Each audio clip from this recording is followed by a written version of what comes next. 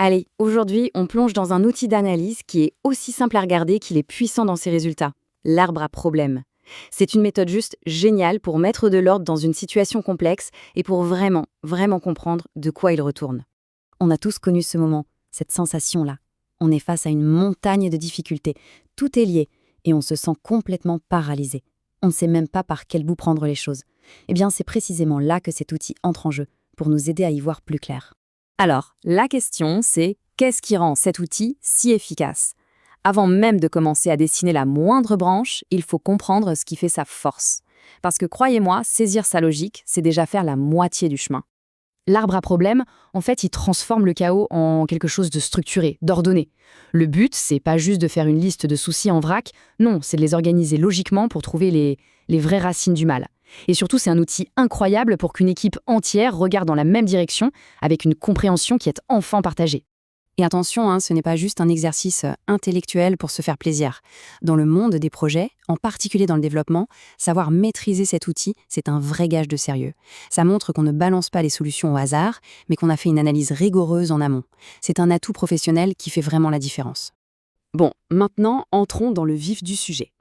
C'est quoi l'anatomie de cet arbre? Toute sa puissance, en fait, vient de sa simplicité. C'est une métaphore construite autour de 3 parties vraiment essentielles.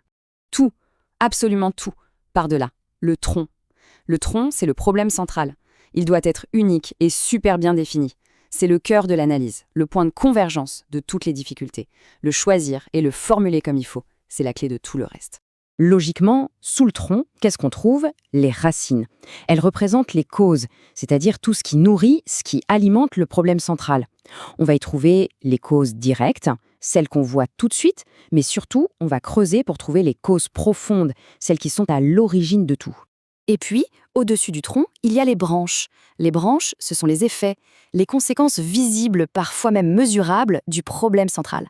C'est en quelque sorte tout le négatif qui découle de la situation. C'est ça qui nous permet de prendre la mesure, de voir l'ampleur du problème. Et voilà, cette définition résume parfaitement ce qu'on vient de voir. C'est une cartographie, une carte visuelle de la logique d'un problème. On a le tronc, les racines, les branches, autrement dit, le problème central, ses causes et ses effets. C'est clair, c'est net, c'est structuré. Ok, la théorie s'est posée. Maintenant, on passe à la pratique. Comment on passe d'une feuille blanche ou d'un tableau blanc à un arbre qui soit complet et cohérent? C'est un processus méthodique et le plus souvent, on le mène en groupe, en atelier, pour vraiment croiser les regards. Alors là, attention, c'est peut-être le point le plus important. Le problème central doit toujours être formulé comme un état négatif, jamais comme l'absence d'une solution. Prenons un exemple. Ça sera tout de suite plus parlant. Si on écrit « manque de formation », on saute déjà à la conclusion, la solution c'est la formation. L'analyse est finie. Alors que si on formule le problème comme « faible niveau de compétence des acteurs », là on décrit un état. Et ça nous oblige à nous demander « mais pourquoi ce niveau est-il faible ?» La formation n'est peut-être qu'une partie de la réponse. Le processus en lui-même, il est assez simple. Une fois que le problème central est bien calé, on passe en mode brainstorming. On liste toutes les causes et tous les effets qui nous viennent à l'esprit. Ensuite vient le travail le plus fin, on organise tout ça, on tisse les liens logiques de cause à effet, et à la fin, on prend du recul et on vérifie que l'ensemble de l'arbre tient la route. Maintenant qu'on sait comment faire, voyons très vite les erreurs classiques, les pièges dans lesquels il ne faut pas tomber. Les connaître, c'est vraiment la clé pour s'assurer que l'outil est utile et pas juste un exercice de style. On vient d'en parler, mais ça vaut vraiment le coup de le répéter. C'est l'erreur numéro 1. L'arbre à problème, c'est un outil de diagnostic, pas de prescription. On est là pour analyser ce qui est, ce qui se passe, pas pour dire ce qui manque. Autre erreur très fréquente, le manque de précision.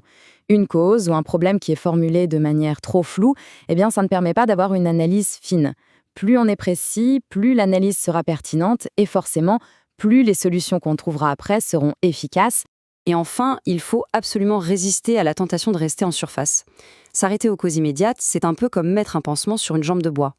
Le vrai pouvoir de cet outil, c'est qu'il nous force à creuser, à descendre encore et encore, pour trouver les véritables racines du problème. Et voilà le point crucial pour conclure cette présentation. Il faut bien comprendre que l'arbre à problème, ce n'est pas une fin en soi, pas du tout. C'est la fondation, la base indispensable pour la suite. Une fois qu'on a cette carte claire et partagée du problème, on peut littéralement la retourner, la transformer en positif pour construire la carte des solutions. Et ça s'appelle l'arbre à objectif. C'est la pensée avec laquelle j'aimerais qu'on se quitte. En analysant un problème avec rigueur, en le décomposant en causes et en effets, on ne fait pas que le comprendre. En fait, on dessine en creux, presque comme par magie, le chemin vers sa résolution. Analyser le négatif, finalement, c'est déjà préparer le positif.